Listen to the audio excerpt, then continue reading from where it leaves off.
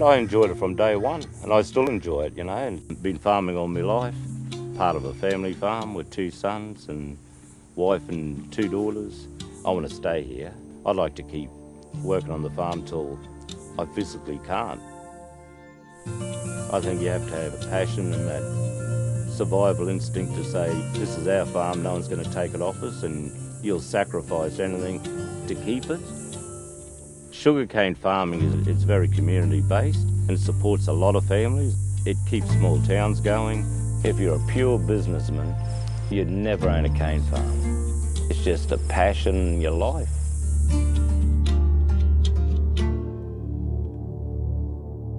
The problem never started off as a problem we thought that there was. We were told about the problem. That reef is it's a nice piece of work out there, and no one wants to see it destroyed.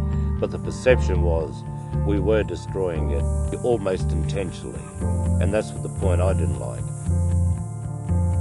It was high rainfall events, washing nutrients and chemicals, and rather than stay on the farm, we're leaving it via the water and ending up in creeks and then out into the ocean. If stuff that runs off our farm is affecting the reef, we need to do what we can to reduce it. And that's the idea of the group, to get proactive and show what can be done, and hopefully that'll lead to change within the industry.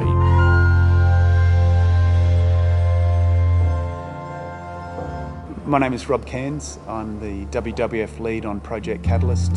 We need to feed and clothe 7 billion people on the face of the planet. How do we grow food to feed the world and minimise our impact on the environment? Farming's not easy.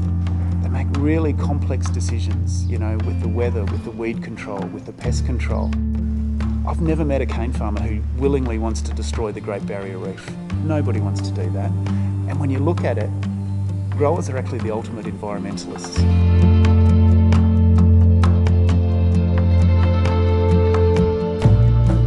It's no point when we go broke and lose our farm. That's not a good outcome. That's not a good outcome for anybody. And we've got no desire to push practices that send people broke. The trick is, how do we do it in a way that's economic, that's sustainable, that's good for everybody? That's true. We can't work together. It's just going to be one fighting the other forever, So I think there's more that can be done by talking. People like Jerry really inspire me. They make me believe that we can save the Great Barrier Reef. There's actually no driver for Jerry to get involved in this. There's no premium for his product at the end of the day. He does it because he thinks that it's good for his farm. He does it because he thinks it's good for his family. And he does it because he thinks it's good for the environment as well.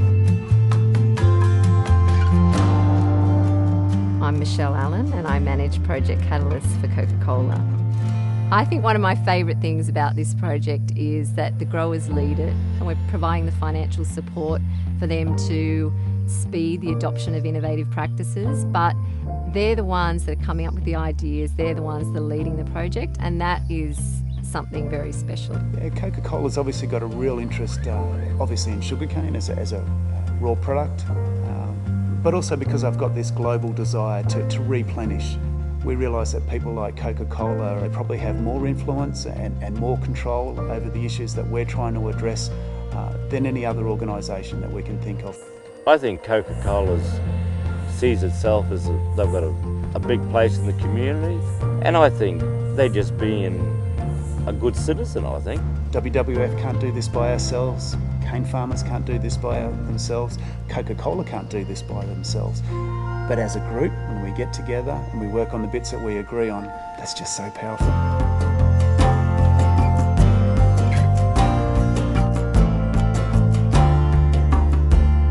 I've been involved in a lot of programs. This is honestly one of the ones that I think is going to be game-changing. When I'm 80 years old and sitting on a veranda thinking, what did I do good in my life? Project Catalyst is it.